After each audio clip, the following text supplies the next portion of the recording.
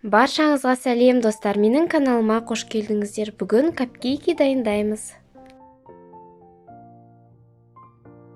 Бізге керекті заттар: жұмыртқа, қант, сұйық май, бөлме температурасындағы айран, ұн, қамыр қопсытқыш. Ең алдымен бөлме температурасындағы жұмыртқаға қантымызды қосып, жақсылап массамыз 2 есе ұлғайғанша араластырып аламыз.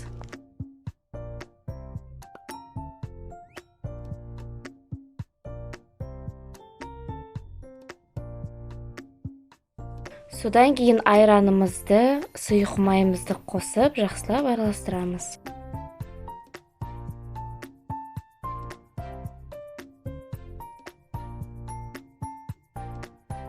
Содан кейін ұнды, қамыр қопсытқышты қосып араластырып аламыз.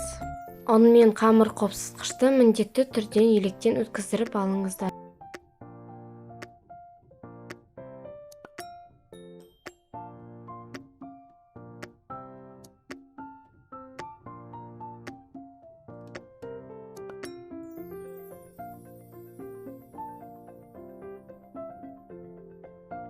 Дайын болған сұйық массамызды кондитерлік қалташаға салып аламыз.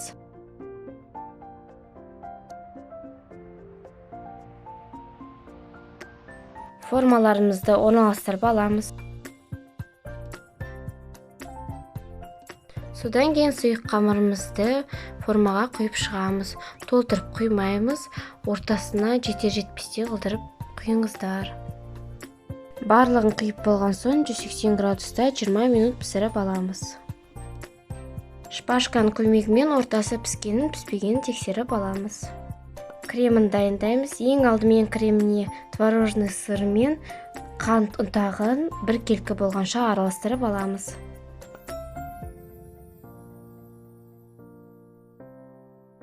Содан кейін сливкемізді құямыз. 33 немесе 35% болу керек.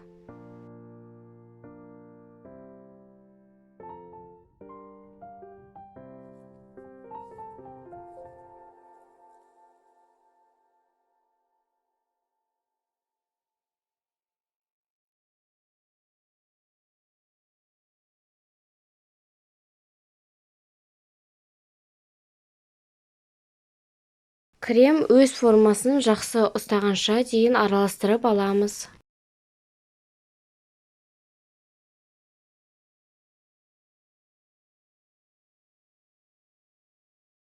Өздеріңізге ұнаған насатканы қолданып жасауларыңызға болады.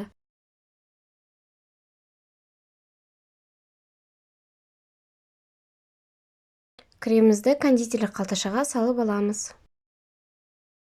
Пісіп шыққан капкейкидің үстіне кремімізді гүл секілді формада жасап жағуларыңызға болады. Оформлениясы өз еркілеріңізде.